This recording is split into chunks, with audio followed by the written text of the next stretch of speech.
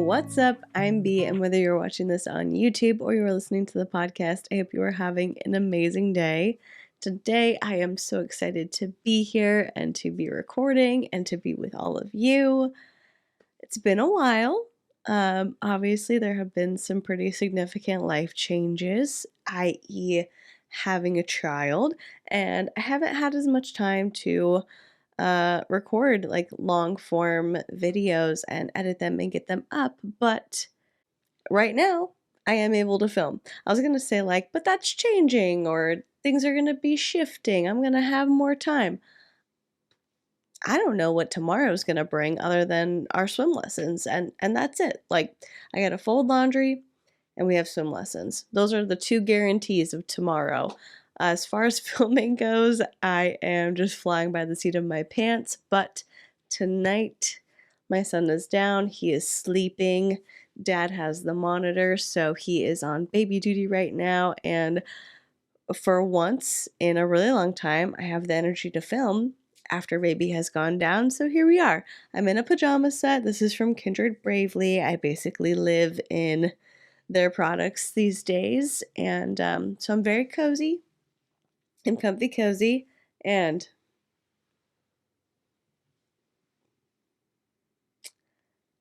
I have a White Claw. So I'm super excited to be here. We are going to do win for the week, and then we will get into today's reaction, which is a reaction to a Paul & Morgan video called I Need to Repent. It's from about 3 weeks ago. I have not watched it yet, but I've seen a lot of chatter about it. And so I'm feeling a little bit apprehensive about what this video will contain and why it ended up being posted on the internet in the first place. But we're going to get into it. Let's do win for the week. If you are new around here, a win for the week is where you share something that you would consider to be a win that happened to you over the past week. Big or small, whatever it may be, if you consider it a win, if it made you feel grateful, if it made you laugh, if it brought you joy, I want to hear about it and celebrate with you. If you are watching this on YouTube, you can leave it in the comment section down below. And if you are listening to the podcast on Spotify, you can leave it in the comment section for this episode. My win for the week is that this week I did actually post a video on YouTube. I don't know when you're going to end up seeing this video, but my Q&A video went up today. And so being able to finally edit that and get it up after filming it in December was really exciting. That is my win for the week. I cannot wait to hear yours and celebrate with you. And now let's get on to this reaction. Like I said earlier, today I am reacting to Paul & Morgan's video titled I Need to Repent. And I can feel myself stalling. I'm should we get into backstory? Should I give additional context?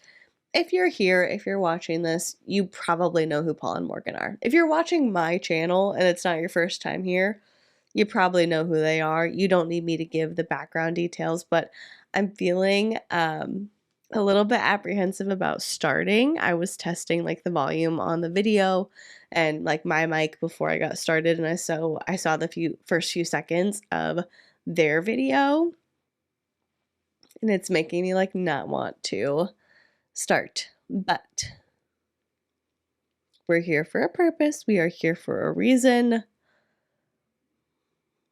Let's start the reaction. I'm disappointed and ticked off at myself for being so just down and heavy in the car ride when things were just going insane. I have had a wild encounter with the Lord. I'm gonna repent to you all. Alright guys, it's tournament day. We're here at our Airbnb in Cleveland, Tennessee. Morgan is prepping. Woo. Morgan, when are you going on? How are you feeling? She's warming up with makeup. How are you feeling? I feel just fine, actually. I'm just looking at it as I'm just about to go play with a bunch of girls and have a good time. Kyle, how are you feeling? Feel good, man. Feel great. We got a full house. Okay. Kyle, I believe, is Morgan's brother. Athletes. Athletes, everyone. Athletes in their prime. You just gave a shout out. We got Lauren here. It's game day. Luca, are you excited for pickleball today? Good. Here's Tina, the viral Instagram star. Tina, how does it feel? Little cutie, Luca. Also, Tina is Morgan's mom, and she was in a reel that Morgan made that apparently like went super viral.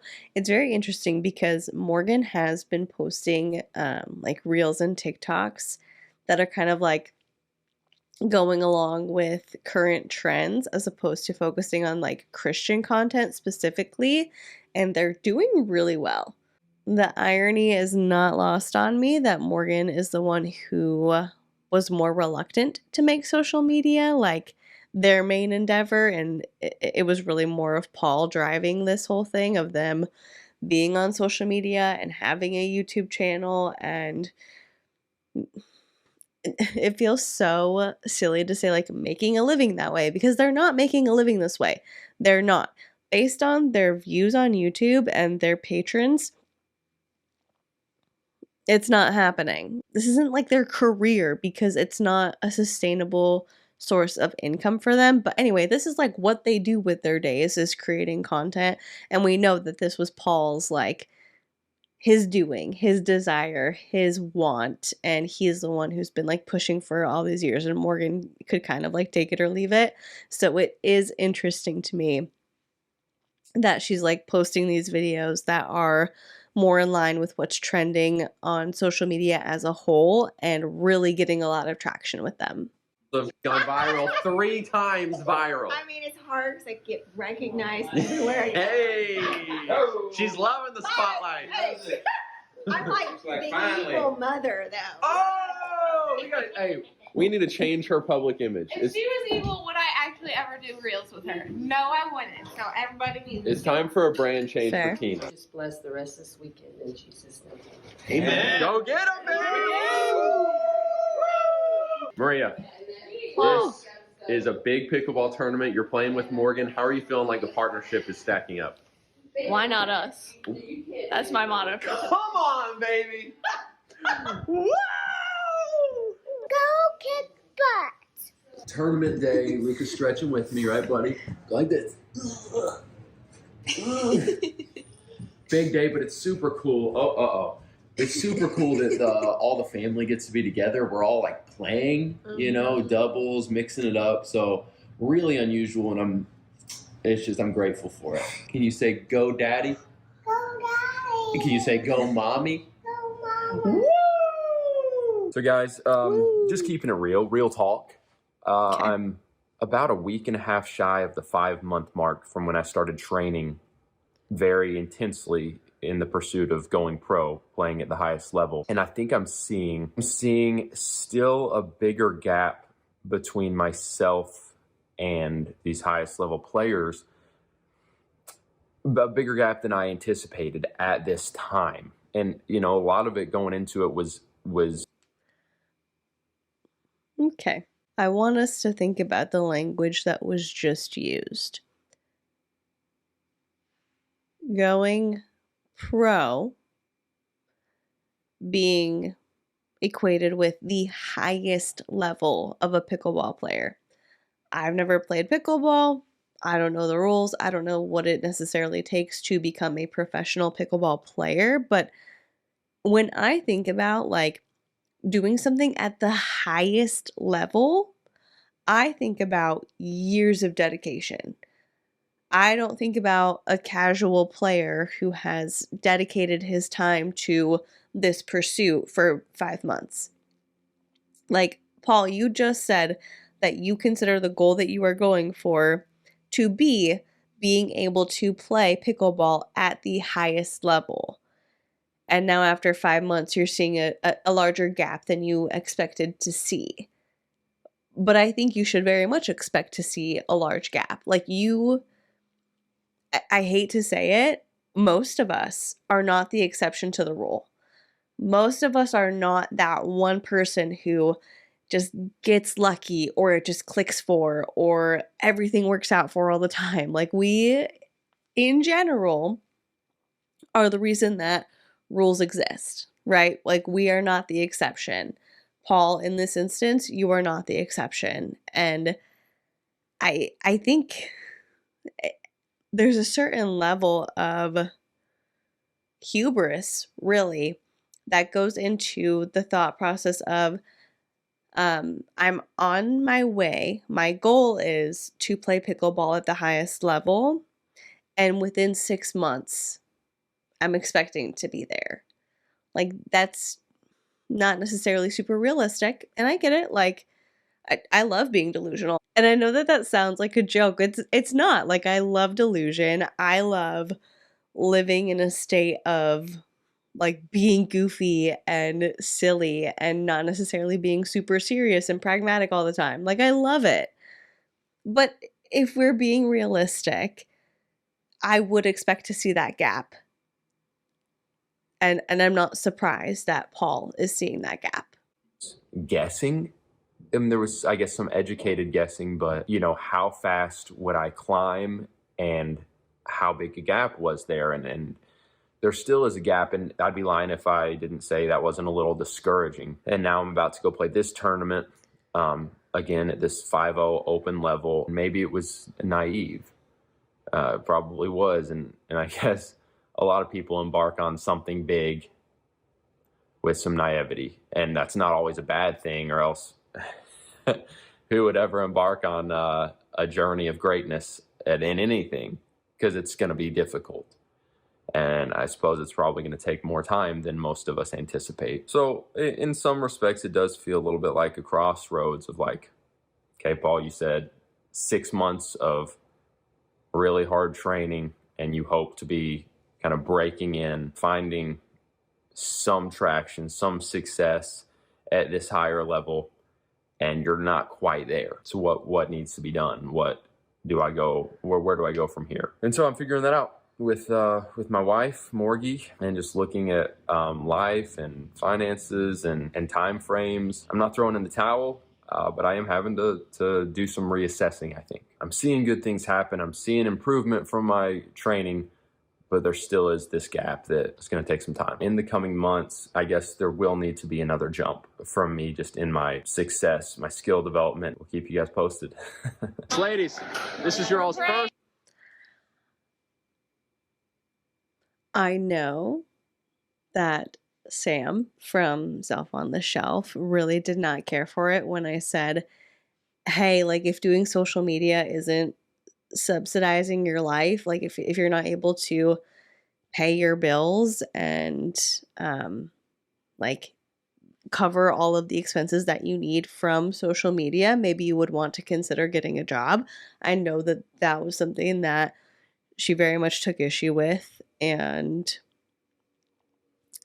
I'm not trying to be mean. Like, I'm not trying to be judgmental or like a dream crusher or anything like that.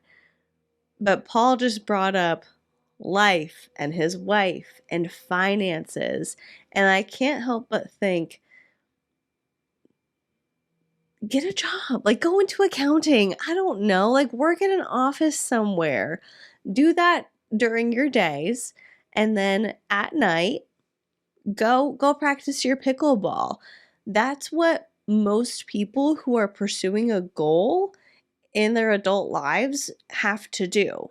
Is we have day jobs, we have ways of making money, we earn an income to pay our bills, to make sure we have the things that we need and some of the things that we want. And if we want to pursue other things that aren't necessarily money makers right away, we do that in our after hours. Paul's in his mid-30s. Like, he and Brittany Dawn are basically the same age. And I guess maybe in like the height of their channel, they probably were making a pretty decent income, at least an income where when it was just the two of them, it would have been enough to cover like their basic expenses. But at this point in time, I feel like there has to be so much stress in your home because you're doing like freelance work and like side work for local businesses. I'm pretty sure when he says that, he's talking about doing social media for his dad, who is a trainer Joe. He does like workout programs and stuff like that. I'm assuming when Paul says he does work for a local small business, it's probably that. They put content on social media infrequently, and at the views that they're getting, just based on being monetized myself, I'm like, that is not enough to subsidize a family of 4. That they post infrequently and without the numbers that I believe, in my experience, would be required to make a decent, livable income off of. And Morgan's home with the kids. She's filming. She's doing things that she doesn't necessarily want to do. I can't speak for Morgan and what she wants out of her life, but as we've spoken about in the past, she generally does seem pretty overwhelmed by a lot of things, and I can only imagine like having 2 young children and doing a lot of the parenting solo is probably super overwhelming. And then on top of that, you add not having financial stability. And I don't want to talk about like other people's money, but like just realistically looking at the situation, I would be stressed about money if I were her. I'll say that. Being a person, like being your own individual person and thinking that you're marrying somebody and you're entering into a traditional Christian marriage, which we are told, like the expectation of that is you'll stay at home and be a homemaker and raise your children, and your husband will go out and earn the money. And then having that not be the situation, like you have to be, not only does he not have a traditional job, but he wants to do YouTube, which is notoriously unreliable, and also you've got to be in those videos whether or not you want to do it. So you're doing that, and you've got the 2 kids now, and she and Paul had tried so hard for so many years to have children, and I'm sure she is so incredibly grateful that she has those babies, but it's like, I think when you spend so long wanting something, you have this idea in your head of what it's going to be like, and then you actually have the reality of what it is. And having children as a new mom is beautiful. Like, it is the most amazing thing ever. Like, when I think about my son, I'm like, I love that kid more than anything. I would do anything for him. But it's also really, really hard. And if we were adding like not having a stable income on top of being new parents, oh my, like I would be so incredibly stressed out. Paul, I'm not going to tell you to get a job, but I will say most people who live independently, who are in relationships or married and have kids, are either like playing a bigger role in being home and raising those children, or they have a job. And like being a pro athlete isn't necessarily something that you pull out of your armpit at 35 years old. For most people anyway. Enough rambling, because this is a 37-minute video and we are less than 5 minutes into it. We're praying. Oh. Okay. Dear God. How are they going to do, Tina? Oh, they're gonna dump me. All right, they're done praying. Ladies, your first tournament together, you're playing up in a pretty high level. How are you all feeling? I got 3 words again. Why not us? I get chills. Kyle's got chills. Why not? I got 2 words. Nervous poops. Okay. Yikes.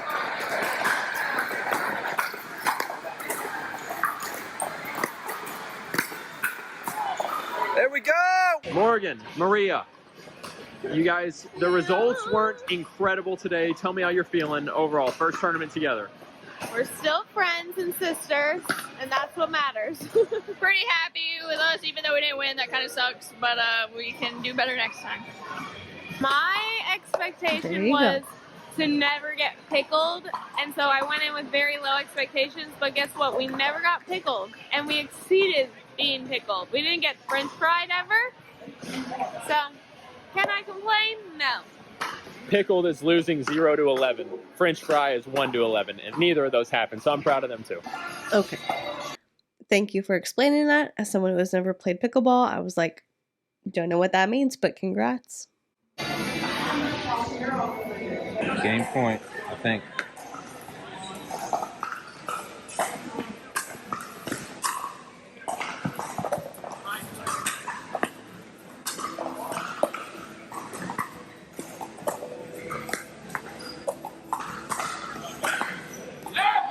Look, guys.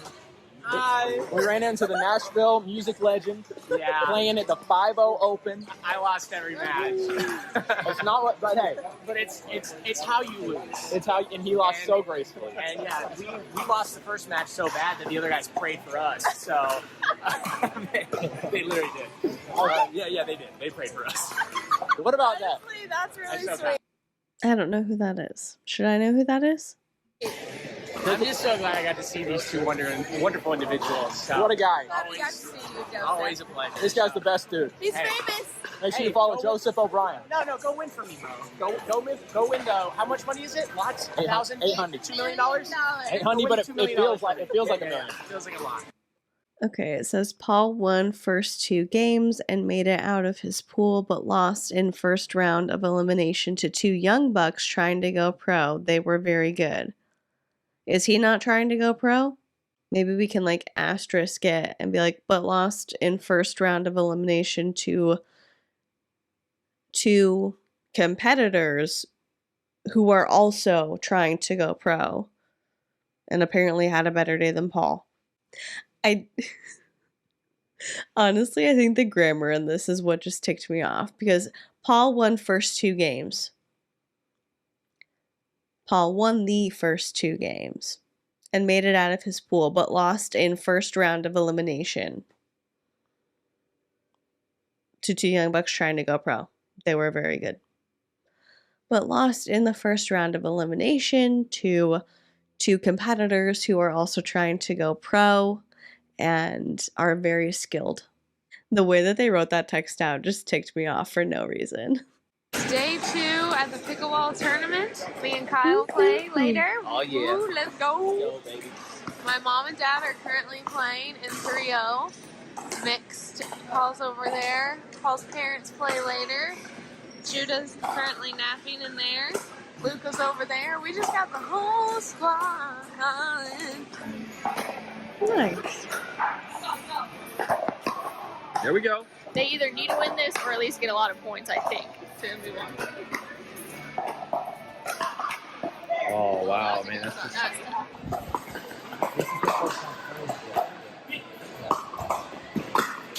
I will say this seems very fun. If we didn't have like the underlying pressure of Paul trying to go pro and this apparently being like his career aspiration, while everyone else in his family is there like having a good time, I would think that this would be fun. You, your wife, your in-laws, your own parents, like everybody enjoys the same activity, and here y'all are like spending a few days in an Airbnb together, hanging out, playing the game. Like in theory, this could have been a really fun weekend. Yeah. Morgan and Kyle won 1 and lost 3, not enough to advance. Immediately after they finished, we got on the road.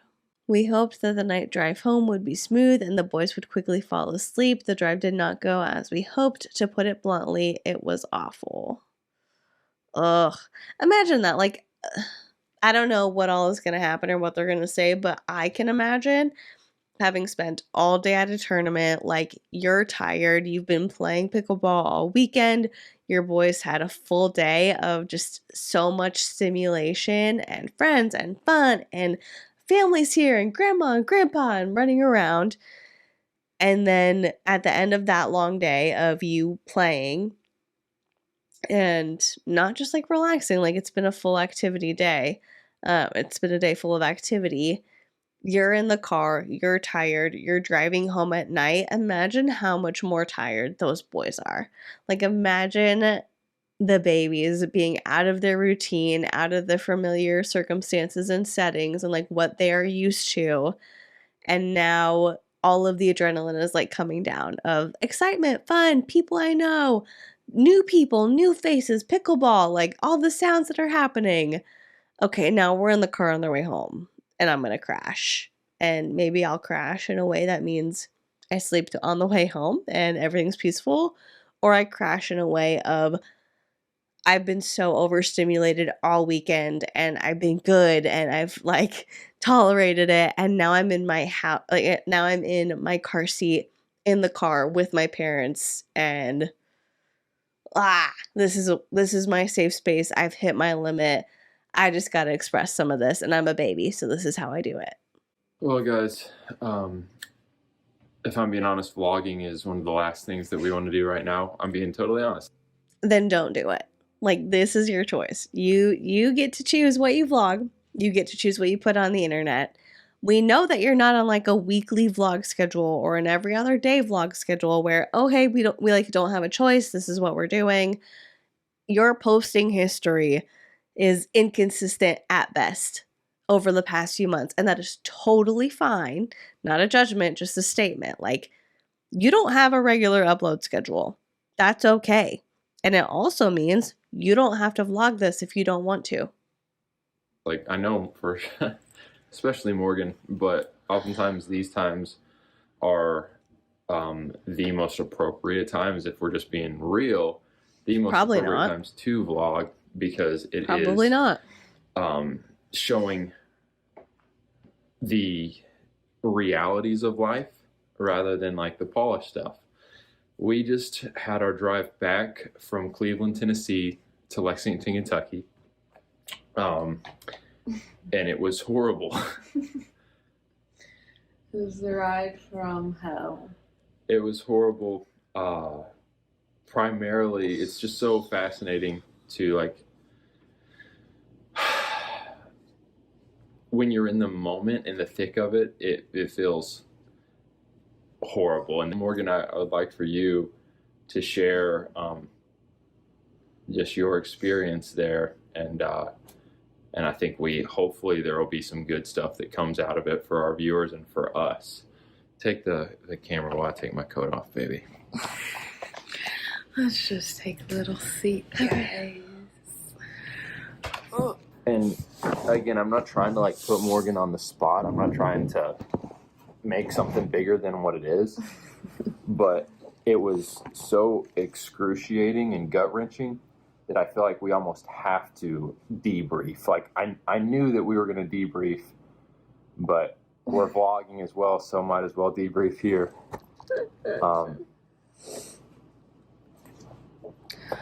Go, Morgan. Tell them what happened. There's a lot. Well, guys. I'm not trying to put Morgan on the spot, but go ahead, Morgan. Why don't you tell everybody what happened?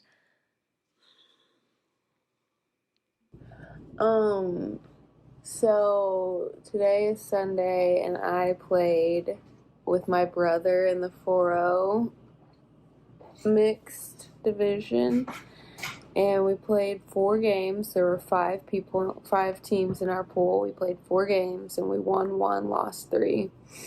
And as soon, we went from game to game to game to game. There really weren't any breaks, which is fine. But as soon as I was walking off the court from the last game, my mom was like jogging towards me and was like, Luca just shoved something up his nose. And she was like trying to keep me calm, but she was like, he just shoved something up his nose, which he's now done like 3 or 4 times. He's okay. I need to find the nose sucker so I can suck it out. And I was like, that's not going to work. I got to go. Move your chair over this way. Let's try to get out of the overhead a little bit. So we had just lost that. Literally cut that out. Like, I know they're being like authentic and showing everything, and we're not doing it like typical people who vlog do it, but like, either deal with the crappy lighting or be like, hey, we gotta move, like, start over, let's move out of that lighting, start the story again, and we won't include this part. Our last game that was, if we had won that game, we would have made it into the medal round or the whatever semifinals. Main draw elimination, yeah. So that was like a bummer, but I like didn't even have a chance to process that because I was like booking it then to run to go help Luca. So I like literally run, cover his nose and blow in his mouth. Wait, I'm confused. Where was Paul?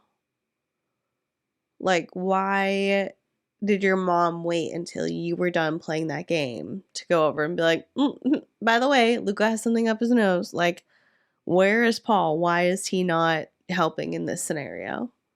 Not bubble thing pops out of his nose, fruit strip. He shoved a fruit strip up there. Already, like, playing in a tournament of pickleball it's emotional because, like, you're just investing so much. It's so high kind of intensity, high energy.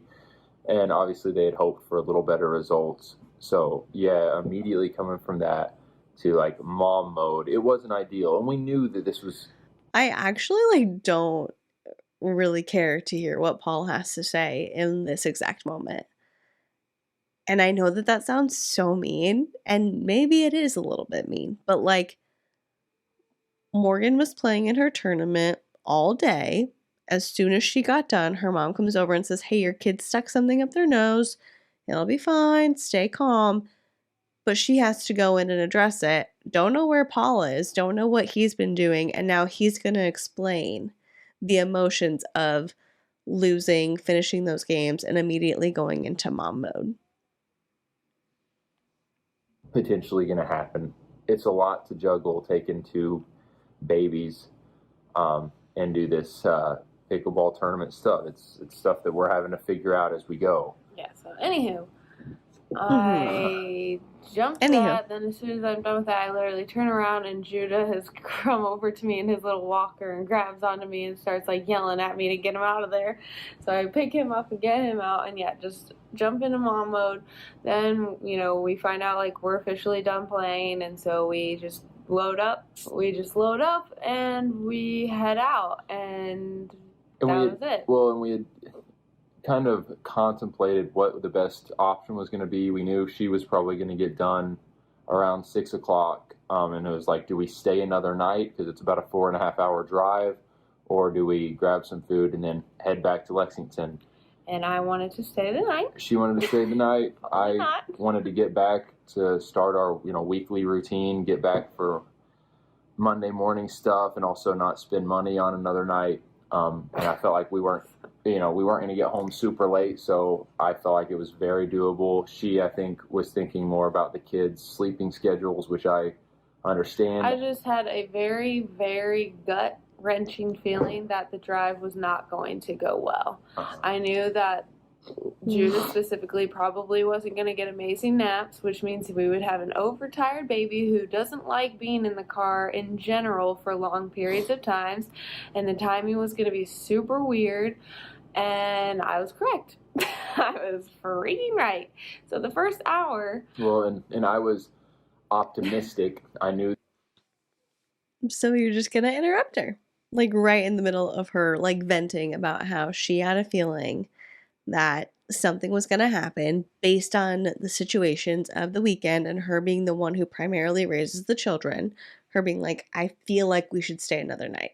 Like, it's probably going to be best if we do that. Paul not wanting to, you guys had an Airbnb, so tell me how that works. Tell me how it works that you didn't want to spend money on another night. How was that breakdown happening if all y'all were in the same Airbnb together? Paul's like, I don't want to pay for another night. Let's go home. It'll be fine. Let me dismiss your concerns. It'll be fine. And it wasn't fine. Shocker. There was potential for that, and to me, I kind of weighed things. It was going to cost, again, more to stay another night. It was also unloading our stuff all in a hotel. It was just, I weighed things out. I decided, let's get home. We'll get home at a decent time. And hopefully the kids will sleep. And that did not end up being the case, particularly for Judah. Luca fell asleep at 9:30. Judah fell asleep. Okay, so before they get into the story, I have to take it back. The Airbnb rental was apparently up, and they would have had to spend a night in a hotel. I get it. It probably would have been pricey. Like, you're thinking, oh, we can save money. I'm with Morgan in that I would have been like, let's just get a hotel. Like, I know it's going to be expensive. I know we're going to have to pack up all our stuff and like move it to the hotel and unpack it and then pack it up the next morning. But this is going to be a lot. And like, if you don't really have to be home, make a little vacation out of it. Make a little night for y'all to be in a hotel together, having a good time.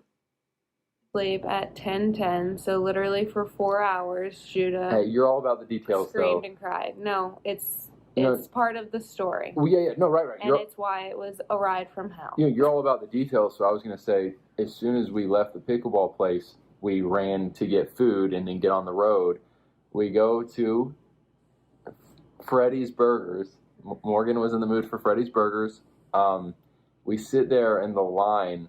For probably 35 minutes. Like, literally terrible. And we're trapped. Like, we can't get out. It's like there's like a literal hill that we cannot drive our car over. So we're sitting there, and then that's when, like, the kids start crying. And then we get up there, and he's like, hey, the fryers were packed inside, so it's going to be even longer. And we're just like, this is the beginning of our hopefully good road trip home. And it was even in that moment, I just felt like there was, I don't want to like over spiritualize it, but just this spiritual heaviness of kind of like, all right, here we go. We can kind of choose mentally and spiritually and emotionally how we're going to react, because it's probably going to be a rough trip home. Like, I just was feeling that. I don't know, were you feeling that? Or were you just kind of like already, was your mood just tanking? I was already ticked off. Yeah. And again, you're coming straight from losing your final game. You had no time to process it. It was unfortunate. So then we're sitting there for a long time, wanting to be on the road to get home at a good time, knowing that there was some snow that was coming, that we were trying to like, okay, we'll have to probably drive through a little bit of snow coming down, whatever. So then we get on the road, and Judah was... This kind of makes me wonder, like, what you were doing all day. Because if Paul lost on the first day, and he wasn't playing at all on the second day, were he and the kids at that tournament all day? Or, like, did they come a little bit later? I know that apparently, like, their Airbnb rental ended that day, so they probably had to be out by, like, 10 or 11. But, like, did you hang out at the house until it was time for y'all to leave? Did you maybe take the baby in the car and like drive around for a little bit so he could have a decent nap? Like, what were you doing throughout the day to set you guys up for a successful drive home because you didn't want to spend the money on a hotel? In my mind, I'm thinking he's gonna wear himself out, probably cry some, and then go down. It was horrible. And I get it, what you're saying of like something about when a baby starts not just crying, but like scream crying.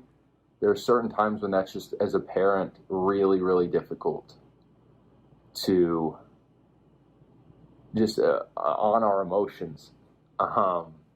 It's like a physical pain for me when I hear my children cry. And like my brain, it's like the neurons in my brain are just going fireworks, insane. And I can't think or process or do anything. I cannot breathe. Yeah. And also in your mind, I just know now. I 100,000% relate to that. I don't know. I think it is a biological thing of pregnant people. Like, something happens in your brain when you are pregnant and you give birth to a child and then you hear that child in distress. Like, there is literally a visceral reaction, for me anyway, of like, I can't breathe, like something's wrong, I need to do something. And this is something that I talked about in my Q&A of like needing to let my husband parent our baby and like comfort him and like letting him be with little Mr. Hurricane when he cries and not intervening, because I know that he's a capable parent who wants to be a parent in that moment, and like letting him do that instead of stepping in. But like, I absolutely know that loss of like breath that Morgan is talking about, of like, I cannot breathe because my child is upset. And it's kind of, I was going to say, like, it's kind of wild to me. It's not wild to me, but I very much am wishing in this moment that Paul would have been like, I'm hearing what you're saying and how stressful that was for you and how overwhelming that must have been. And we don't need to film this. Like, we can talk about the nitty-gritty of things. We can show that we're not like other family vloggers. We're not going to sugarcoat things. But we can do that in a way that's healthy by just kind of calming ourselves down right now, getting some rest, like debriefing together. And then in the morning, after we've gotten some rest and we're feeling a little bit better, talking about this instead of rehashing it right now.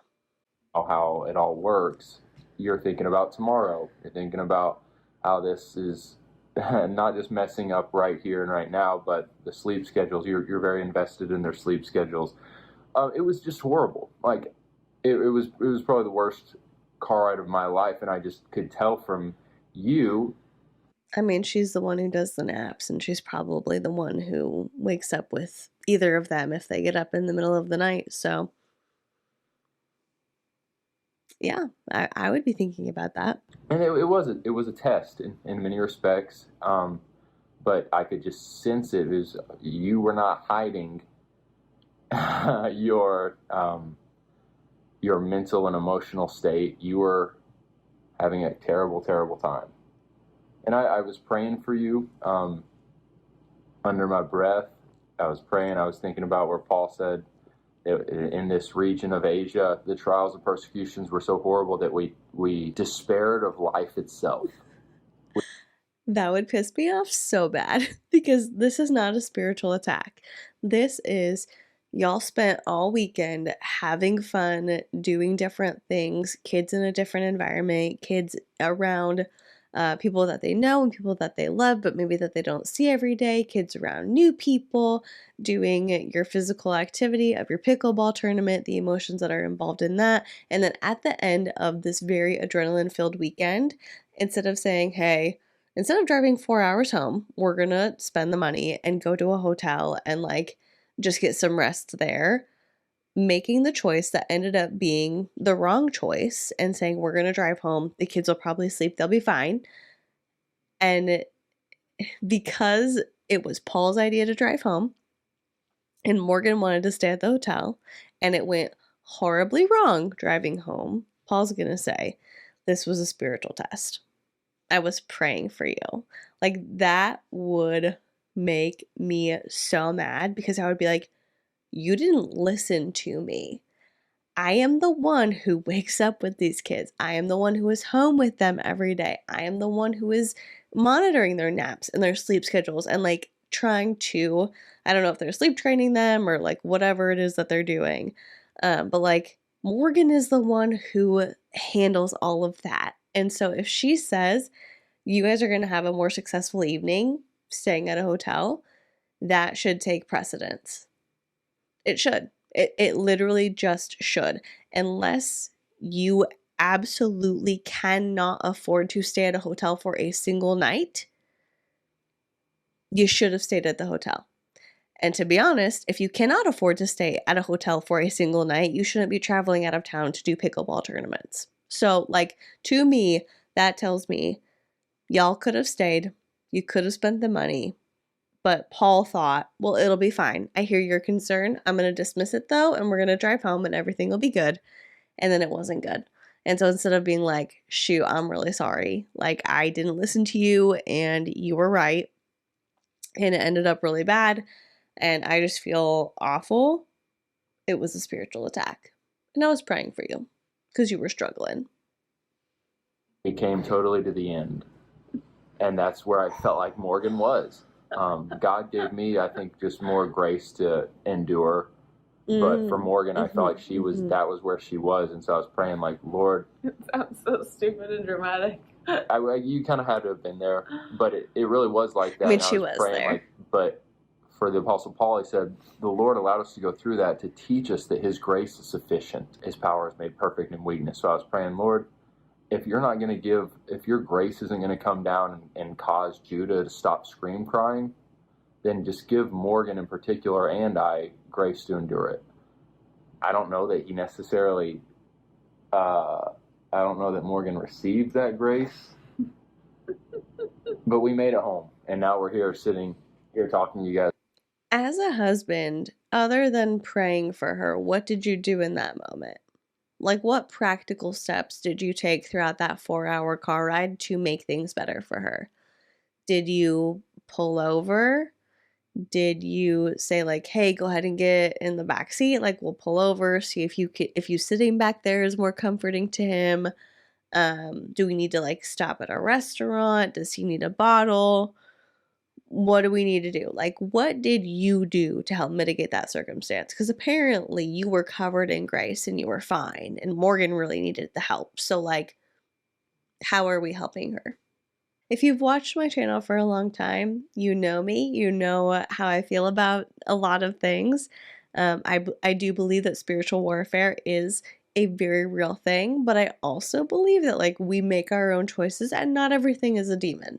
Like not everything is a spiritual attack. Sometimes negative things happen as a result of our own decisions. And in this situation, you made a bad choice, Paul. You made a bad decision. You dismissed Morgan's concerns. You said, nope, we're going to drive home. It's going to be totally good. And it was not good. And so now instead of apologizing and just realizing that like, hey, maybe I should listen to Morgan instead of overriding her opinions and thinking that I know best. Instead of doing that, it was an attack. It was spiritual warfare. I prayed for you. It didn't work. You didn't get it. You didn't receive that grace that I was hoping you would. But just so you know, I was praying. It was at 11 p.m. And there were little graces throughout the trip. If you look back and you really, really pay attention to it and look for them and receive them. But man, just buying like as a whole, the car ride was horrible, particularly for you, but for both of us. Do you feel like spiritually just, is it too soon to even try to go there for you? I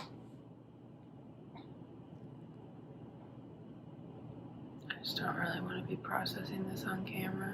Okay. Knowing that we have a million haters who are going to make stupid videos about this. About us and our marriage and Morgan sitting here, all blah, blah, blah. Well, it's just a lot. Yeah, again, it's hard. It's some people are going to watch this and probably not get it. Others, I think, are going to watch it and actually have a ton of empathy.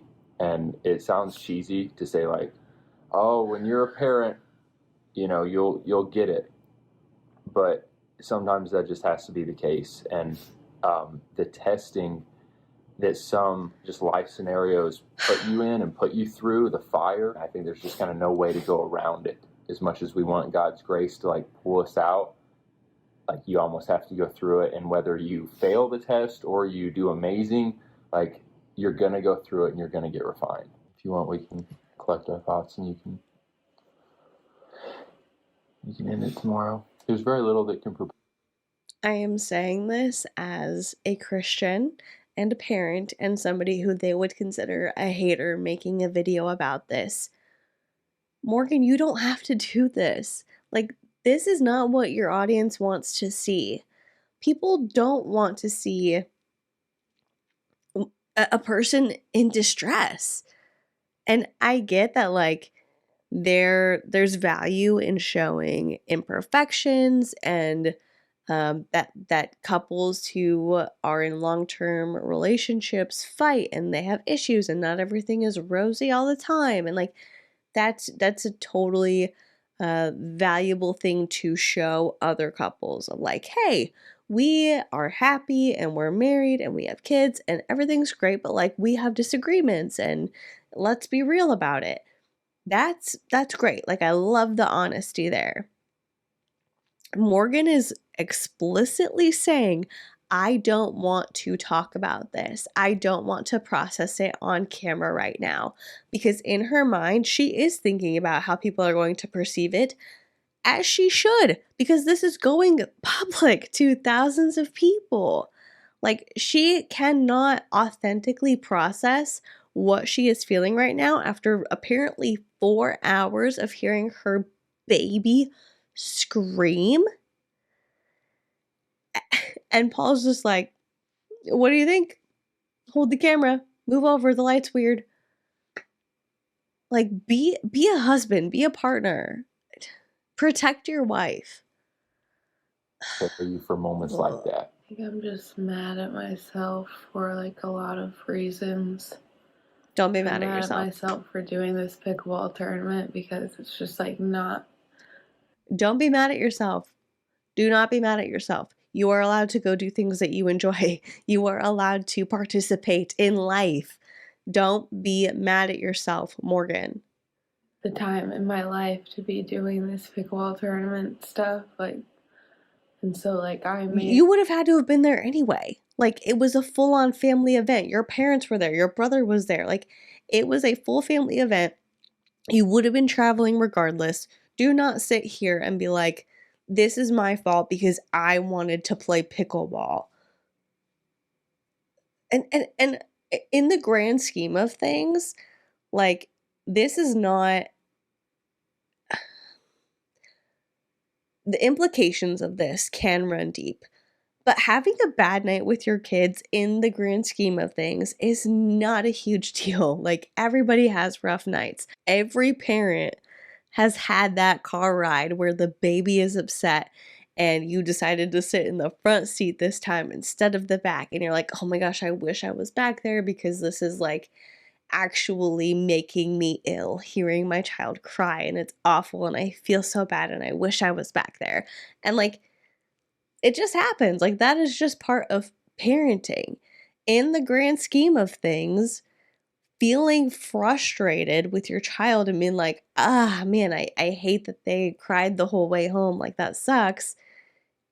Is a normal experience. Like, a lot of parents, I would assume, probably 100% of parents can relate to that.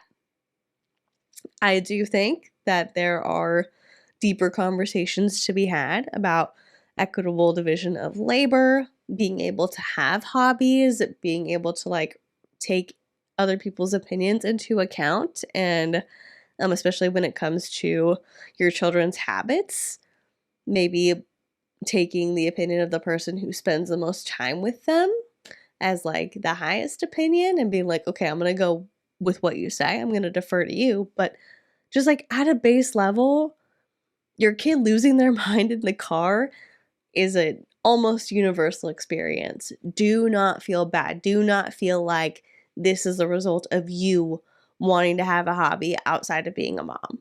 It 10 times harder on me and everyone around us because they all had to watch my kids.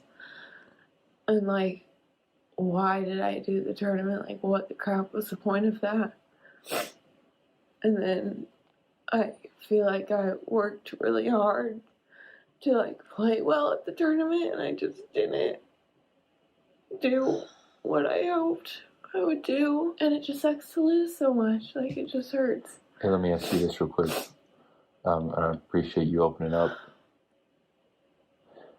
Do you feel like there were any moments in the tournament where you were like, wow, like I've actually am playing well and the work I've put in has paid off and I am enjoying it? Not really. Like, I knew that I was playing well, but it wasn't good enough. And so that's just what sucks.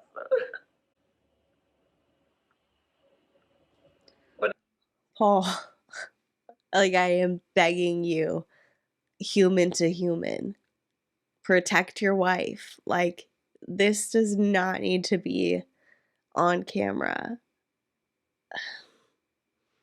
I know it's on camera. It's here. It's been published. This video is still up. But like, in the future, people don't want to see this. Like, first and foremost, you shouldn't care if people are, like, wanting to see this and being like, "Oh, yeah, people want to see this. Let me make Morgan process this on camera." Regardless of what you think your audience wants, protect your wife. Let her process this off of camera, and then y'all can come back and have the conversation about how it went and how it was tough. And, like, once she's collected herself, she can absolutely express those feelings and be like, I was really questioning, like, why did I go to this tournament? I was really trying hard, but I feel like maybe it wasn't the right time to be in this tournament and to, like, have my energy on that, because I did feel guilty that other people were helping with our kids. And, like, have those conversations. Put them on camera. Absolutely. They might be super helpful to somebody. That's one thing. The second thing, does my audience want to see this? Does not matter. I can tell you we don't. I can tell you people do not want to see Morgan upset like this. Most human beings don't want to see anybody upset like this. This is, like, actually really hard to watch right now. And I feel horrible that this is what you guys are choosing to do. It's like, of course it wasn't good enough. I can't play every day of my life. Like, I'm a mom of 2 kids. These people that we're going up against play so much more than me. So, like, what did I expect? It's just stupid.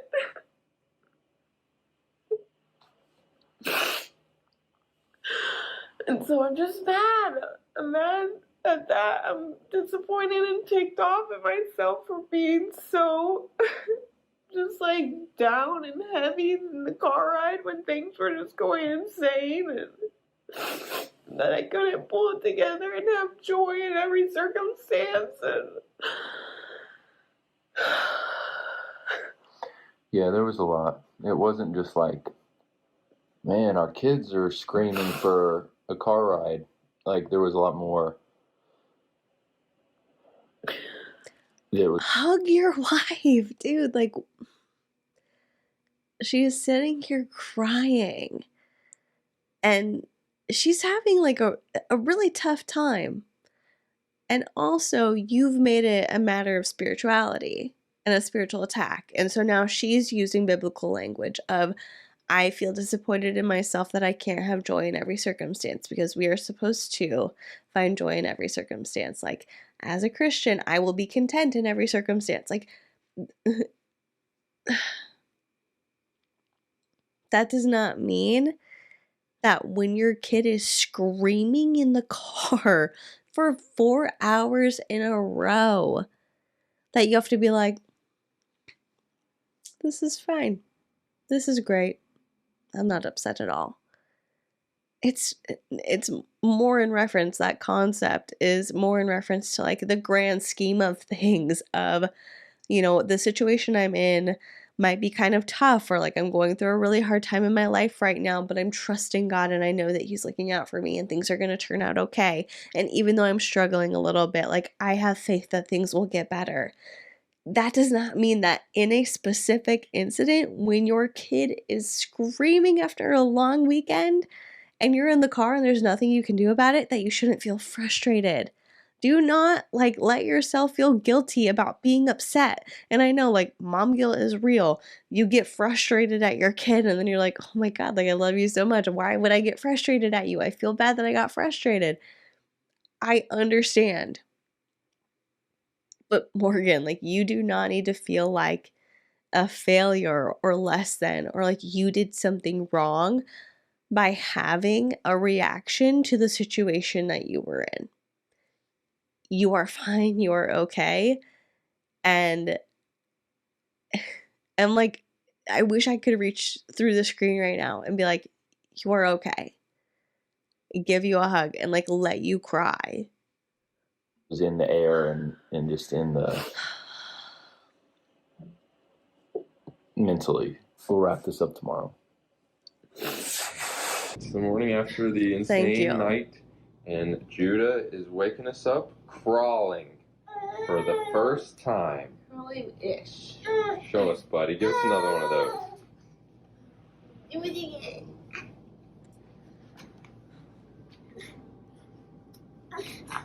Yep. And Okay, we'll take it.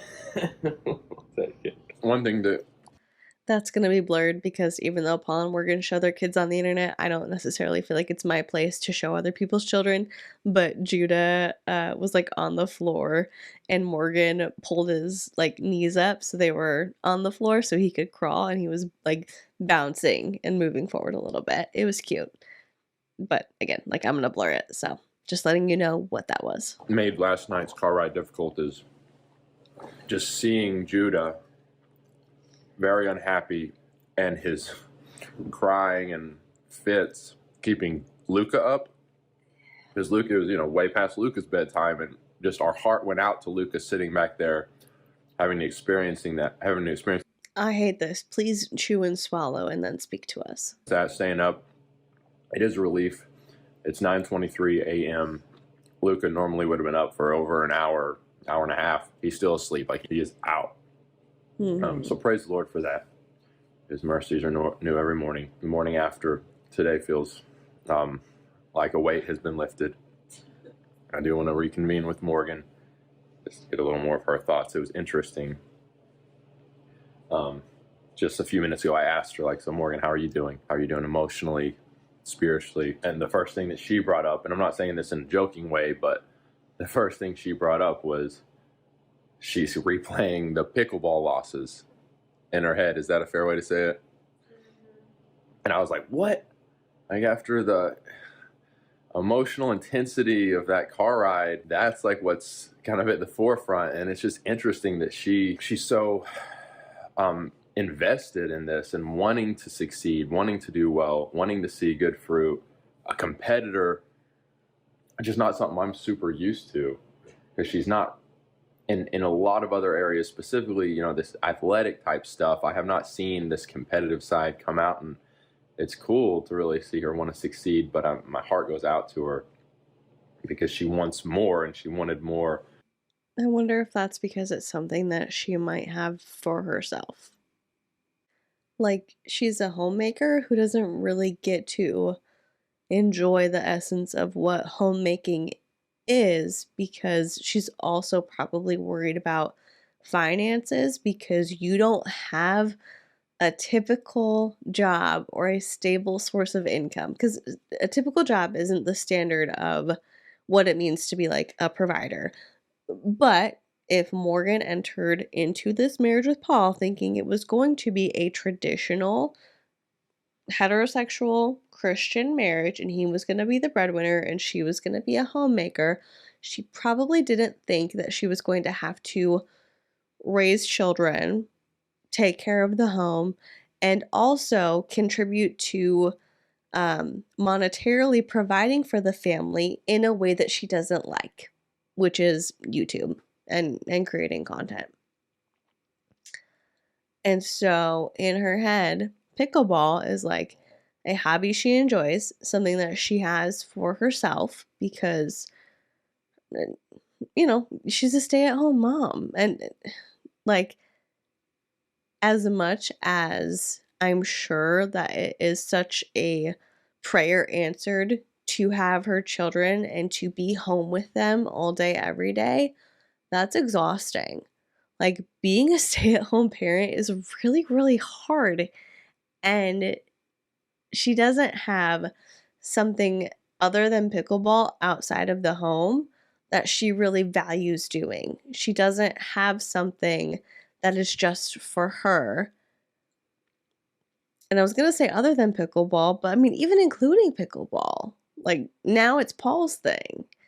But in her mind, it's something she likes and it's something she's good at. And she wanted to be in the tournament and she didn't perform in the way that she wanted. And she's like, this sucks. Like, this was my thing for me. And it didn't go how I wanted it to go. And the whole weekend ended on a sour note because of the drive home. And like, this just kind of sucks. So it makes sense to me that that was something that she would be replaying over and over again. And she's at that place where, like she shared yesterday a little bit, it's hard to figure out how much she can invest right now. We're learning as we're going, but today feels a lot better, as I suspected it would. It is 10:10 and Sure. Luca is still asleep. I don't think he's ever slept Past like 9. Poor guy, man. He just had it rough last night. It was just hard. It was just hard for everybody. Rip Van Winkle is awake? Tell us. Do you remember that long, late car ride last night? What was Judah doing on the car ride? Crying. But what did Daddy get you as a special treat? All right, Luca. Daddy said you could get a special treat at the gas station on the way home. What is that? Sucker. Chocolatey sweet sucker. Are you excited? Yes. Cake pop. No. All right, guys, it's the next day, and both of us, but particularly Morgan, has had a chance to gather ourselves. Shut And we're up. gonna, if you feel so inclined, I don't know, exactly how much footage we'll keep. I shouldn't have said that, but like, dude, Paul, don't throw your wife under the bus for one day challenge. Like, we've, particularly Morgan, have had a chance to get ourselves together. Just stop it. Just be like, it's the next day. We had a relaxing day yesterday. We're both feeling a lot better. Like, From that conversation yesterday before bed, you were tired. It had been an awful car ride. But let's just kind of revisit it. How are you feeling today? Still semi-struggling, but not as bad. I'm feeling myself reemerge. Yeah, I'm just having to like really program my brain to focus on the good that I have in my life. It sounds so stupid because like literally this is pickleball. Well, it doesn't sound stupid. Whoa. It doesn't sound stupid at all. And yeah, it's pickleball, but it's other things wrapped into that, including just the intensity of the car ride last night. But you actually, as we were driving and I looked over and I just heard probably 15 times deep sighs of anguish. And again, it was just so obvious. I thought to myself, and obviously I had pity for you and my heart went out to you, to both of us. It was bad.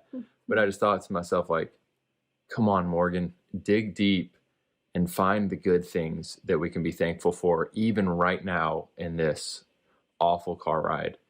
Mm-hmm. There are good. No, and I'm so sorry about that. No, it's been a long day, been a long weekend. We're tired, and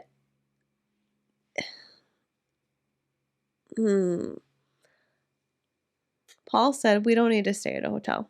We're gonna drive home. Morgan's like, I would rather stay at a hotel, but okay, we'll drive home.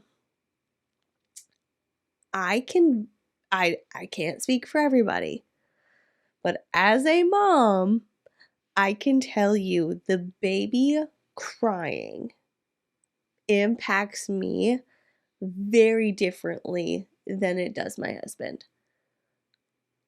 Like, my husband doesn't like to hear the baby cry. If the baby like wakes up and we're not in the room and he's crying, my husband's like, oh, let me go get him. He's just a little baby. I don't want him to cry. Like, he doesn't like to hear our son crying.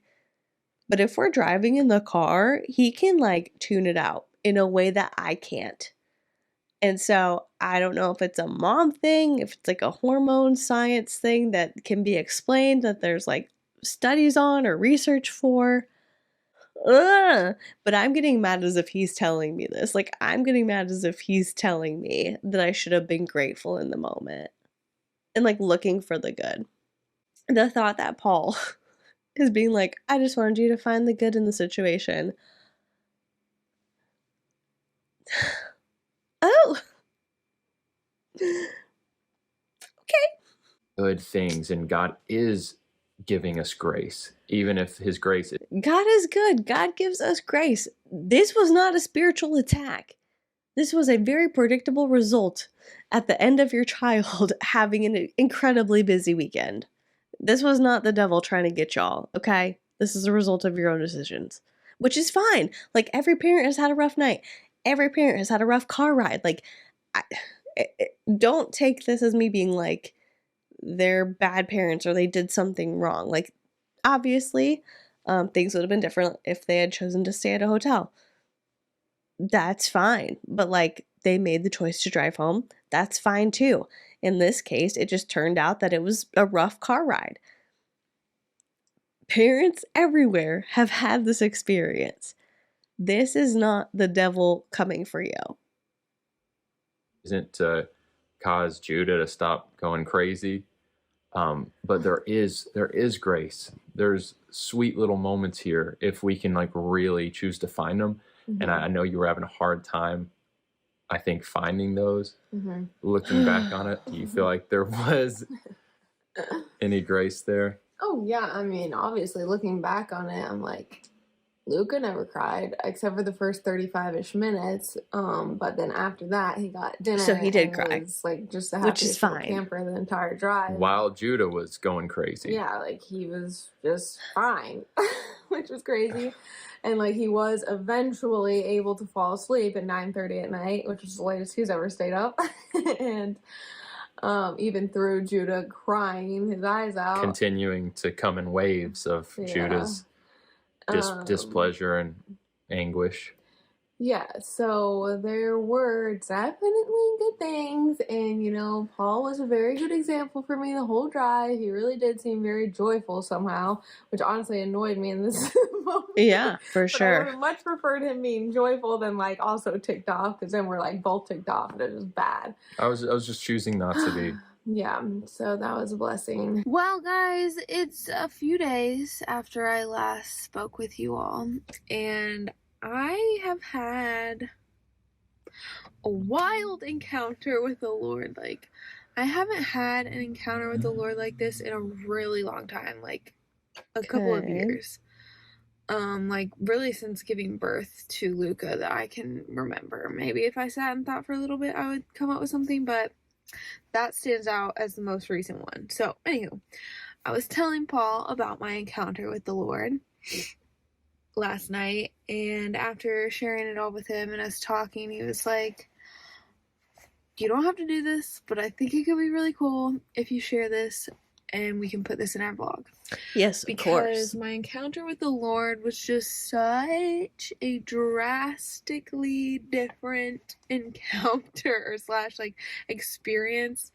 Like, it was just the total opposite of my experience in the car with everyone, and just like how I shared all that with you, and just like how negative and down I was. So this just is a really cool counteractive experience. I don't know what I'm saying. If anything I'm saying is making sense, but anywho, randomly I was on Instagram and I found a reel and I watched it, and it was just like the sweetest thing I had seen in such a long time. And then I don't know why this reel popped up, because it wasn't like the type of content that I watch, so it was really weird and random.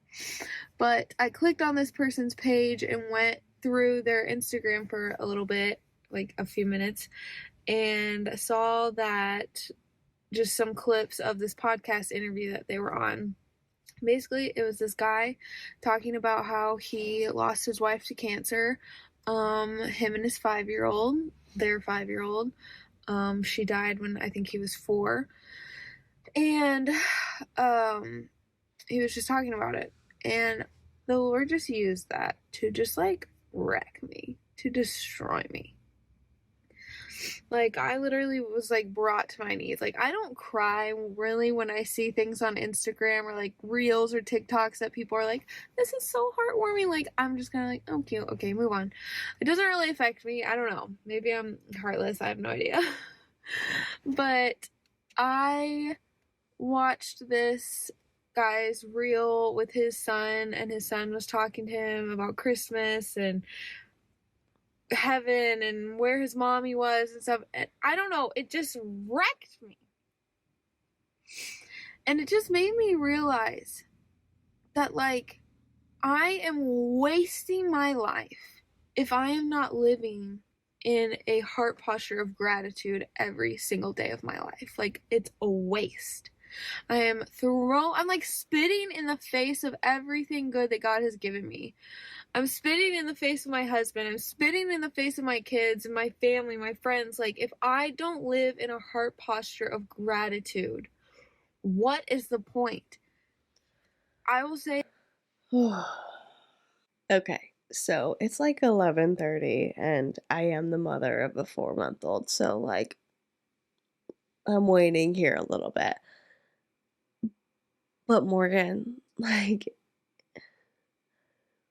if you feel like in general you've got an attitude that you need to check and you want to change your habits, great. Like, address whatever you got to address. Be like, hey, I really don't like how I'm approaching this thing on a regular basis. I'd like to change it. If this is all the result of you feeling guilty for being pissed off one night that like Paul didn't listen and you lost your tournament and you drove home with the babies and one of them was crying the entire time and there was nothing you could do to fix it, and then you had to process it on camera and then you're feeling guilty about it and you're like thinking about, why did I go to this tournament and everybody had to watch our kids and then I did all this just to lose and I worked really hard at it. That's okay. Like, you are valid and you are fine. There is nothing wrong with being upset about certain situations. You do not have to be like, well, this thing really sucked and like impacted me in a negative way, but let me find a way to be grateful for it. You can just be like, that sucked.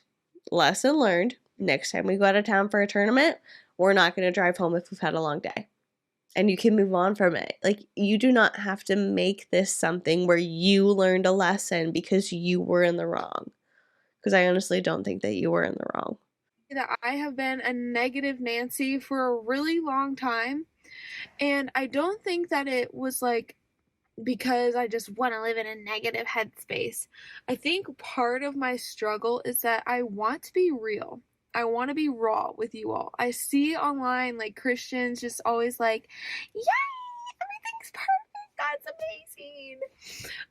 And that annoys me. And so I'm like, I'm not gonna be like that. Like, I want everyone to know that we go through hard things and it sucks and life can just be really crappy. But like, in the end, God's great.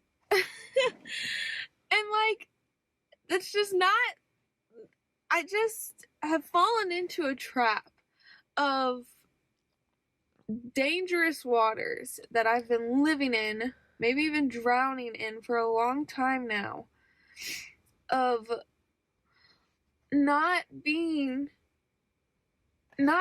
really like living in the extravagant gratitude that I should have every day of my life for the life that God has given me, because it's not guaranteed. And like, hearing about this young mom dying from cancer and leaving her husband and their 5-year-old just like wrecked me, because like, I don't want to compare this, but I do think about me giving birth to Luca and I almost died. I literally thought on the table that I was dying. I made my peace with me dying. I said a prayer and said like, Lord, please help Paul be a great father to Luca and help my family, like, protect them. And I thought that I was dying. And it was not good. But you were like, you didn't just like make up in your head like, oh, I feel like I'm dying. You were in an extreme medical emergency giving birth to Luca. And it's like, even this language right now, she's like minimizing what she went through. I didn't die. That's the thing. I didn't die. And I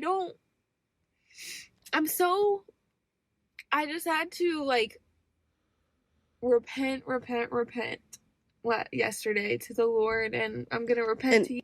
In case you have not heard like all of the details of Morgan's birth story with Luca, something just like real quick that I can tell you that would be helpful to know is that Paul at one point in telling Morgan's birth story said that at one point she was losing a lot of blood and the doctor told him, if you are religious, now is the time to pray.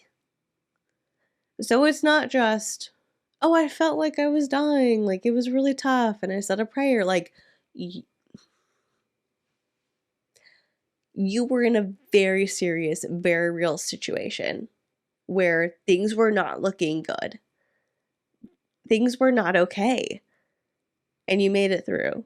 And you're here. And yes, like what a blessing it is. It's so amazing that the medical staff were able to stabilize you, and you are here, and you are healthy, and you had another baby, and you like your body, you were able to get pregnant after years of infertility. You're able to get pregnant twice, and the second time around you were really scared, totally understandably so, but overall you had a positive birth experience, and now you have your 2 healthy babies, and that is something to be grateful for.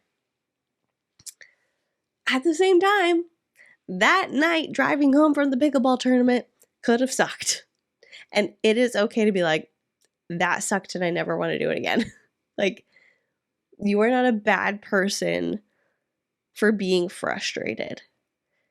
If you want to have an overall attitude change, if you feel like there is something that you need to work on and improve, totally fine. But like, the way that this is being included makes it feel like this is related to her being upset about the drive home, as opposed to being like, okay, that was one thing, like that was an isolated incident, but in general, I feel like I have a bad attitude and I want to do something about it, or I feel like I am not as grateful as I could be, or like I would love to live more in gratitude because I feel like I have so much to be grateful for. And when you focus on what you're grateful for, you live in a more positive headspace, and that's what I would really like to try to do. It's not like a separate goal. It's in relation to the shame that she feels for not feeling grateful and not, receiving God's grace in a moment of in 4 hours of extreme distress. You all, and like I just had to repent for not living in a heart posture of deep gratitude. And that's not to say that hard things aren't going to happen and that I can't be real with you all about those hard things, or whatever, but I think that if I am truly living in a heart posture of gratitude, even the hard things like will seem far lesser, because I am living in the reality of how blessed I am as a human being to be alive on this earth, to have an amazing husband, 2 beautiful children, friends and family that love us, that we love. Like, I don't deserve any of that, but I have it. And so every day I just want to live in gratitude towards God and towards the people around me. I want joy to just be so obviously radiating off of me in every situation. And I want the times that I share real, raw, hard moments of life with you all to, like, still, you guys just sense, like, man, like, she is going through something so hard. But wow, like, the insane, like, gratitude and, like, joyfulness that she's walking in is just beautiful. And I desired that. Like, I want to be that. And so I know it's going to be like a daily thing that I have to choose, because it is a choice to walk in joy and gratitude. And yeah, so anyhow, crazy revelations. But yeah, God is good. God is so good. And man, if I just think for 5 minutes a day about like the hard things that I've walked through, the trials that I've walked through, and how God has brought me through those, like I can't be mad or ungrateful, because I'm alive. I've been able to see my little baby boy, Luca Grace, grow up into an amazing 2+-year-old boy, and I have another baby, which I didn't think might not even be possible, and he's incredible, the most amazing little baby boy ever. And I have a husband who is godly and kind and such a good example to his children and his wife. And man, life is great. Even when it's hard, it's great. And we are blessed. Remember that. Bye. I love you, baby. Love you. Glad we made it through. Me too. All right, guys. Love you all. Until our next video. Have hope. And be free. Mwah. Well, as I'm sure you can guess from all of my comments throughout this entire video, I kind of hate that their vlog ended with Morgan learning a lesson and like having a come to Jesus moment. Yes, gratitude is important. It matters. Paying attention to all of the ways that you are blessed can dramatically improve your life if prior to this you've only been focusing on the negative. But if we really look at like bird's eye view of this vlog, it's Morgan and Paul both enjoy pickleball. Paul is trying to go pro in pickleball. Morgan really loves to play pickleball, but she doesn't have as much time as she would like to enjoy playing pickleball. They go to a tournament. They both lose. Morgan wants to stay another night. Paul says, it'll be fine. Let's drive home. Baby cries for 4 hours. Morgan gets home and says, like, this was really hard, and I'm really upset that I lost, and I tried my best, and it wasn't good enough. And then after that, I had to listen to my son scream for 4 hours, knowing that I would give anything in the world to fix it and make it better for him, but that there was nothing I could do. Then I have to process it on camera. And I know that I don't want to do this because there are people who will have opinions about it and who will make videos about it, who will watch it and have an opinion. And like, I feel uncomfortable knowing that people are going to make videos about this, and yet I'm processing it on camera. And then I have a revelation that I should be more grateful. Morgan has a revelation. You know what? I'm blessed. I should really be more grateful instead of so negative. That trajectory is something else, but y'all know how I feel about that video because I have given my opinion throughout the entire thing, so let me know what you think, any thoughts, feelings, opinions, concerns in the comment section down below if you're watching this on YouTube, or in the comment section for this particular episode if you are listening to the podcast on Spotify. And while you are doing that, if you would consider liking this video and subscribing to my channel, or leaving the podcast a rating and a review, that would be incredible. And if you've done any of those things already, thank you so much. I am so appreciative of you, and I love being able to just sit here, hang out with you, and talk about whatever. Thank you so much for watching or listening. Please be kind to people, and I will see you in the next one. Bye.